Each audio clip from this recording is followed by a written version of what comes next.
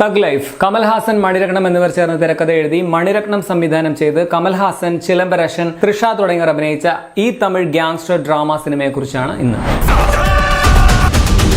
ശക്തിവേൽ എന്ന ഗ്യാങ്സ്റ്ററിനെ പുള്ളി വിശ്വസിച്ചവർ തന്നെ കുതികാല് വെട്ടി ചതിക്കുന്നതും അതിന്റെ പ്രതികാരവുമാണ് ഈ സിനിമ പറയുന്നത്. നല്ല കാസ്റ്റിംഗും വിഷ്വൽ ക്വാളിറ്റിയും മണിരത്നത്തിന്റെ സിഗ്നേച്ചർ പതിഞ്ഞ ഒന്ന് രണ്ട് നല്ല സീനുകളും ഇതൊക്കെയാണ് ഈ പടത്തിൽ പോസിറ്റീവായിട്ട് എനിക്ക് ആദ്യം തന്നെ പറയാനുള്ളത്. ഇത്രയും ടാലന്റഡ് ആയിട്ടുള്ള ആൾക്കാരൊക്കെ ഒത്തുചേർന്നിട്ട് ദുർബലമായിട്ടുള്ള ഒരു തിരക്കഥയാണ് കിട്ടിയത് എന്നതാണ് സങ്കടകരം. വളരെ ക്ലീഷേ ആയിട്ടുള്ള പ്രെഡിക്റ്റബിൾ ആയിട്ടുള്ള പറഞ്ഞു പഴകിയ സ്ഥിരം ഗ്യാങ്സ്റ്റർ കഥ അതാണ് തഗ് ലൈഫ്.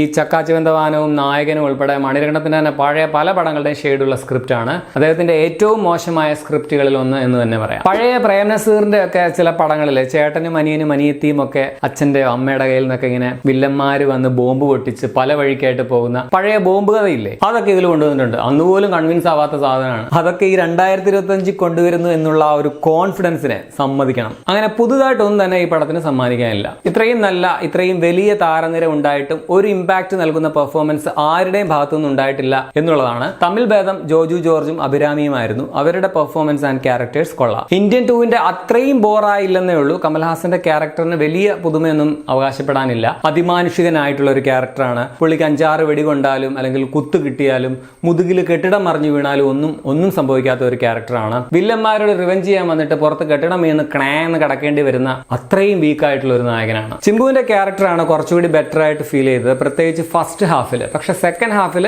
ഇന്റർവെല്ലിൽ തൊട്ട് തന്നെ അത് വളരെ ക്ലീഷയുടെ അങ്ങേയറ്റമായി മാറുകയായിരുന്നു. ജോജു അഭിരാമി ഇവര് കഴിഞ്ഞ പിന്നെ കൊള്ളാവുന്നത് ഇവരുടെ കൂട്ടത്തിലുള്ള കലുവ എന്ന് പറയുന്ന ഒരു ക്യാരക്ടറായിട്ട് വന്ന അർജുൻ ചിദംബരം എന്ന നടനാണ്. പുള്ളി കൊള്ളായിരുന്നു. അശോക് സെൽവന്റെ ഒന്നും ഒരാവശ്യവും ഇല്ല, വെറുതെ കൊണ്ടുവന്ന് വേസ്റ്റ് ആയി കളഞ്ഞു. തൃഷയ്ക്കാണെങ്കിൽ ഏറ്റവും തല്ലിപ്പൊളി റോളാണ്. ഒരു താല്പര്യമില്ലാതെ പുള്ളിക്കാരി അഭിനയിച്ചതെന്ന് തോന്നുന്നു. കമൽഹാസനും തൃഷയും തമ്മിലാണെങ്കിൽ ഒരു കെമിസ്ട്രി പോലും ഫീൽ ചെയ്തില്ല. ഇമോഷണൽ ഭാഗങ്ങളിൽ മാത്രം തൃഷയ്ക്ക് എനിക്ക് തോന്നുന്നു നടി രോഹിണിയാണോ ഡബ് ചെയ്തെന്ന് ഒരു സംശയമുണ്ട്. എന്തായാലും ഡബിംഗ് ആർട്ടിസ്റ്റ് കൊടുത്തേക്കുന്ന എക്സ്പ്രഷൻസിന്റെ പകുതി പോലും തൃഷയുടെ മുഖത്തില്ല. നിങ്ങൾ വേണമെങ്കിൽ കാണുമ്പോൾ ആ കടപ്പുറത്തെ സീനൊന്ന് ശ്രദ്ധിച്ചാൽ മനസ്സിലാവും. ഇച്ചിരിയേ ഉള്ളൂവെങ്കിലും തൃഷയുടെ ആയിട്ട് വന്ന വെറ്ററൻ ആക്ട്രസ് വടിവുക്കരശ്ശിയുടെ പെർഫോമൻസ് ആൻഡ് എക്സ്പ്രഷൻസ് ഒക്കെ എന്ത് കിടുവാണ്. ഐശ്വര്യ ലക്ഷ്മിക്കാണ് ഈ പടത്തിലെ ക്ലീഷേ പ്രോ മാക്സ് റോള് കിട്ടിയത്. പുള്ളിക്കാരുടെ പെർഫോമൻസും ഉണ്ട്, അത് ക്രിഞ്ച് ആവാതെ ജസ്റ്റ് രക്ഷപ്പെട്ടു എന്ന് വേണമെങ്കിൽ പറയാം. പക്ഷെ സിറ്റുവേഷൻ നല്ല ക്രിഞ്ചാണ്, അത് വേറെ കാര്യം. നാസർ, ബാബുരാജ്, ഭഗവതി പെരുമാൾ, മഹേഷ് മഞ്ജരേക്കർ, സഞ്ജന കൃഷ്ണമൂർത്തി, അലി ഫസൽ, അങ്ങനെ താരങ്ങൾക്ക് പഞ്ഞൊന്നുമില്ല. രവി കെ ചന്ദ്രന്റെ ക്യാമറ,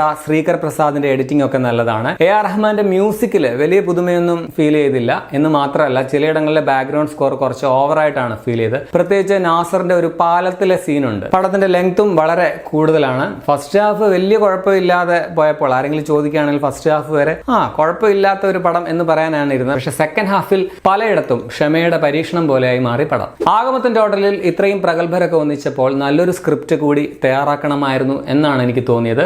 ഒരു മിസ്ഡ് ഓപ്പർച്യൂണിറ്റി ആയിട്ട് തോന്നി. ഇത് യാതൊരു ഇമ്പാക്റ്റും ഇല്ലാത്ത ഒരു സ്ഥിരം ക്ലീഷേ കഥയാണ് നൽകിയത്. 38 വർഷങ്ങൾ കഴിഞ്ഞ് കമൽഹാസനും മണിരത്നവും ഒന്നിച്ച ഫിലിം എന്ന ഹൈപ്പിനോട് യാതൊരു നീതിയും പുലർത്താത്ത സിനിമ. സ്റ്റിൽ ഇന്ത്യൻ 2ന്റെ അത്രയും തല്ലിപ്പൊളിയാണെന്ന് ഞാൻ പേഴ്സണലി പറയില്ല. ഇതിലെ ചില സീൻസ് ഒക്കെ ഒരു മണിരത്നം ടച്ച് ഉണ്ടായിരുന്നു താനും. എന്തായാലും പടം എനിക്ക് ആവറേജിന് താഴെയുള്ള ഒരു അനുഭവമായിട്ടാണ് തോന്നിയത്. പേഴ്സണലി ഡിസപ്പോയിന്റഡ് ആണ്. ചെറിയ കുറച്ച് വയലൻസ് സെക്കൻഡ് ഹാഫിലുണ്ട്.